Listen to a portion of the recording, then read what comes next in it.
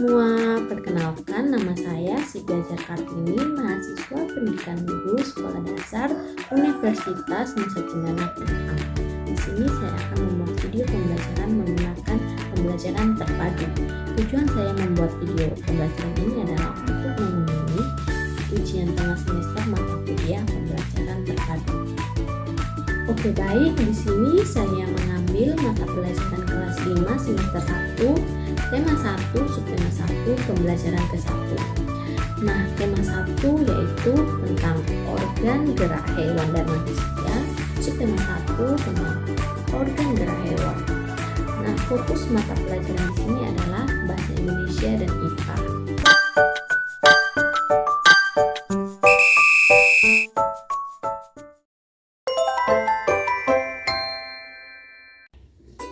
Selamat pagi murid-murid. Bagaimana kabar kalian hari ini? Ibu harap kalian semua dalam keadaan sehat ya. Nah, Ibu ingatkan kembali untuk tetap menjaga kebersihan dan kerapian kelas. Karena apa? Kebersihan merupakan bagian dari iman. Nah, untuk itu, jika ada sampah di bawah, tolong dibuang di tempat sampah. Oke, sebelum pembelajaran dimulai, mari kita berdoa menurut agama dan kepercayaan kita masing-masing. Berdoa mulai. Berdoa selesai. Nah, Ibu absen dulu ya. Apakah semua hadir hari ini? Mau hadir semua? Baik. Nah, sekarang Ibu minta kalian berdiri dan menyanyikan lagu Garuda Pancasila. Ibu pimpin ya. 1, 2, 3. Garuda Pancasila, akulah pendukungmu. Patriot proklamasi, sedia berkorban untukmu. Pancasila dasar negara, rakyat adil makmur sentosa, pribadi bangsaku. Ayo maju, maju, ayo maju, maju, ayo maju, maju. Oke, silakan duduk kembali. Hari ini kita akan belajar tema 1, subtema 1, pembelajaran ke-1 ya murid-murid. Untuk itu, murid-murid silakan dibuka bukunya masing-masing. Nah, sebelum itu, Ibu jelaskan dulu tujuan pembelajaran kita hari ini. Nah, tujuan pembelajaran kita hari ini yang pertama, dengan membaca teks tentang organ hewan dan manusia, diharapkan murid-murid dapat menyebutkan alat gerak hewan dan manusia secara benar. Tujuan yang kedua, dengan kegiatan membaca, murid-murid dapat menentukan ide pokok setiap paragraf dalam bacaan secara tepat.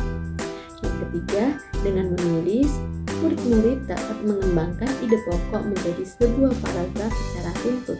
Dan yang keempat, dengan berdiskusi, murid-murid dapat menjadikan pengertian, fungsi, dan cara menemukan ide pokok bacaan secara percaya diri. Sekarang tolong buka buku kalian pada halaman 3 ya. Di situ ada teks yang berjudul Organ Gerak Manusia dan Hewan. Nah, mari kita bersama-sama membaca teks yang berjudul Organ Gerak Manusia dan Hewan. Salah satu ciri dari makhluk hidup adalah bergerak. Secara umum, gerak dapat diartikan berpindah tempat atau perubahan posisi sebagian atau seluruh bagian dari tubuh. Makhluk hidup akan bergerak apabila ada rangsangan yang mengenai sebagian atau seluruh bagian tubuhnya. Gerak pada manusia dan hewan menggunakan organ gerak yang tersusun dalam sistem gerak. Organ gerak berguna untuk berjalan, berlari, melompat, meloncat, memegang, menggali, memanjat, berenang, dan sebagainya. Organ gerak pada hewan dan manusia memiliki kesamaan. Alat-alat gerak yang digunakan pada manusia dan hewan ada dua macam, yaitu alat gerak pasif berupa tulang dan alat gerak aktif berupa otot. Kedua alat gerak ini akan bekerja sama dalam melakukan pergerakan. Kerjasama antara kedua alat gerak tersebut membentuk suatu sistem yang disebut sistem gerak. Tulang disebut alat gerak pasif karena tulang tidak dapat bergerak dengan sendirinya. Tanpa adanya alat gerak aktif yang mempengaruhi tulang, maka tulang-tulang pada manusia dan hewan akan diam dan tidak dapat membentuk alat pergerakan yang sesungguhnya. Walaupun merupakan alat gerak pasif, Akan tetapi, tulang mempunyai peranan yang besar dalam sistem gerak manusia dan hewan. Otot disebut alat gerak aktif karena otot memiliki suatu senyawa kimia yang membuatnya dapat bergerak. Pada saat otot yang menempel pada tulang bergerak, otot tersebut akan membuat tulang bergerak. Oke, tadi kita telah membaca teks yang berjudul Organ Gerak Manusia dan Hewan. Nah, dari teks yang kita baca tadi, kita tahu nih, dengan organ gerak, kita dapat berjalan, berlari, melompat, memanjat, bahkan juga berenang. Dalam teks tadi juga dijelaskan ada alat gerak manusia dan hewan. Coba apa alat gerak manusia dan hewannya sudah dijelaskan dalam teks tadi? Iya, betul sekali. Tulang dan otot. Tulang dan otot merupakan alat gerak manusia dan juga hewan. Dengan bantuan alat gerak ini, maka kita bisa bergerak. Seperti contoh, pada kelinci dia bisa melompat. Pada manusia, kita bisa berjalan. Nah, selain itu, dari teks yang kita telah baca tadi, terdapat 5 paragraf. Dari 5 paragraf tersebut, masing-masing tersusun dari ide atau gagasan pokok ditambah dengan kalimat-kalimat pengembang. Lalu apa sih ide pokok ini? Nah, ide pokok adalah gagasan yang menjadi dasar sebuah paragraf. Ide pokok disajikan ke dalam bentuk kalimat utama. Nah, kalimat utama yang membuat ide pokok berada di awal paragraf, di tengah paragraf, atau di akhir paragraf. Jadi, ide pokok adalah gagasan yang menjadi dasar sebuah paragraf. Biasanya, ide pokok terdapat pada awal paragraf, tengah paragraf, atau bisa jadi di akhir paragraf. Ibu kasih contoh ya, pada paragraf 1, ide pokoknya, salah satu ciri dari makhluk hidup adalah bergerak. Kalimat pengembangnya, secara umum gerak dapat diartikan berpindah tempat atau perubahan posisi sebagian atau seluruh bagian dari tubuh makhluk hidup. Nah, sekarang tugas kalian adalah mencari ide pokok dan kalimat pengembang pada paragraf 2, 3, 4, dan 5 dalam teks organ gerak manusia dan hewan. Oke, karena kalian telah mengerjakan, mari kita bahas bersama-sama ya.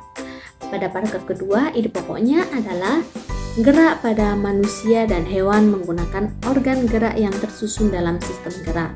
Kalimat pengembangnya, organ gerak berguna untuk berjalan, berlari, melompat, meloncat, memegang, menggali, memanjat, berenang, dan sebagainya. Oke, sekarang paragraf ketiga. Ide pokoknya adalah organ gerak pada hewan dan manusia memiliki kesamaan. Kalimat pengembangnya, alat-alat gerak yang digunakan pada manusia dan hewan ada 2 macam, yaitu alat gerak pasif berupa tulang dan alat gerak aktif berupa otot. Sekarang paragraf 4. Ide pokoknya adalah tulang disebut alat gerak pasif karena tulang tidak dapat bergerak dengan sendirinya. Kalimat pengembangnya, tanpa adanya alat gerak aktif yang mempengaruhi tulang, maka tulang-tulang pada manusia dan hewan akan diam dan tidak dapat membentuk alat pergerakan yang sesungguhnya. Yang terakhir, paragraf 5, ide pokoknya, otot disebut alat gerak aktif karena otot memiliki suatu senyawa kimia yang membuatnya dapat bergerak. Nah, kalimat pengembangnya, pada saat ototnya menempel pada tulang bergerak, otot tersebut akan membuat tulang bergerak. Nah, selanjutnya tugas kalian adalah mengembangkan ide-ide pokok menjadi sebuah paragraf. Di sini ibu akan memberikan 3 ide pokok dan kalian akan mengembangkan menjadi sebuah paragraf ya. Ide pokok yang pertama, organ gerak terdiri atas 2 macam. Ide pokok yang kedua, organ gerak banyak sekali fungsinya. Ide pokok yang ketiga, tanpa organ gerak, manusia tidak dapat bergerak. Nah, sekarang kalian kembangkan menjadi sebuah paragraf. Nah, sekarang kita akan bahas bersama-sama ya.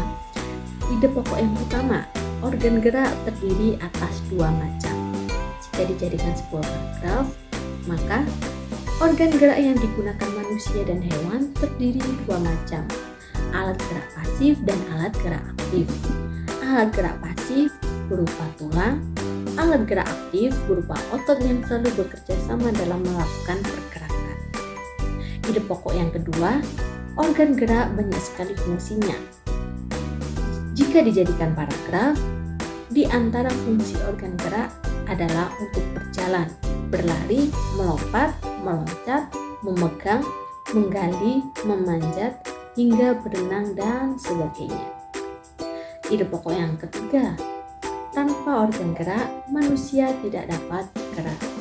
Jika dijadikan sebuah paragraf, maka tulang dan otot bekerja sama melakukan gerakan.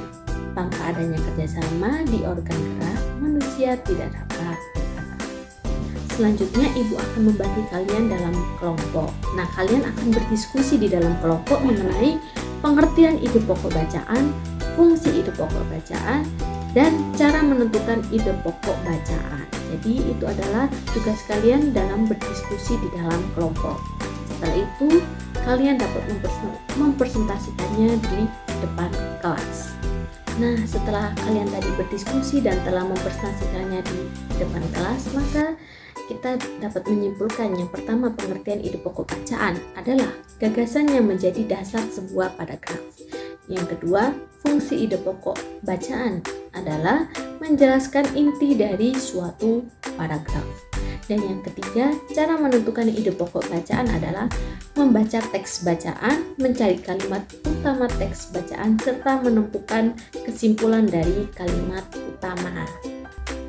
Oke, baik murid-murid, hari ini kita telah belajar tentang ide pokok dan juga kita telah belajar tentang organ gerak manusia dan hewan. Jadi kita telah belajar apa sih itu ide pokok bacaan, lalu apa itu fungsi dari ide pokok bacaan, serta bagaimana cara menentukan ide pokok dari bacaan.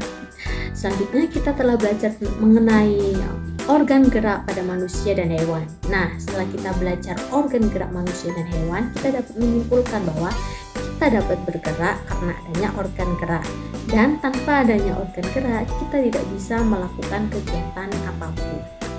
Nah, sebelum ibu menutup kegiatan pada hari ini, adakah yang ingin ditanyakan atau masih ada yang bingung tentang materi yang telah dijelaskan oleh ibu tadi? Silakan angkat tangan dan bertanya. Jika tidak ada yang bertanya, maka ibu akan memberikan tugas kepada kalian dan dikumpulkan minggu depan. Tugasnya yang pertama, tunjukkan gerakan dalam kegiatanmu sehari-hari yang memanfaatkan kerja organ. Yang kedua, apakah yang terjadi jika organ gerakmu tidak dapat bekerja dengan semestinya? Nah, dikerjakan ya, dan jangan lupa dikumpulkan minggu depan. Nah, sekarang ibu tutup dengan doa ya, doa menurut agama dan kepercayaan masing-masing. Berdoa mulai. Berdoa selesai. Terima kasih, sampai jumpa besok. Dadah.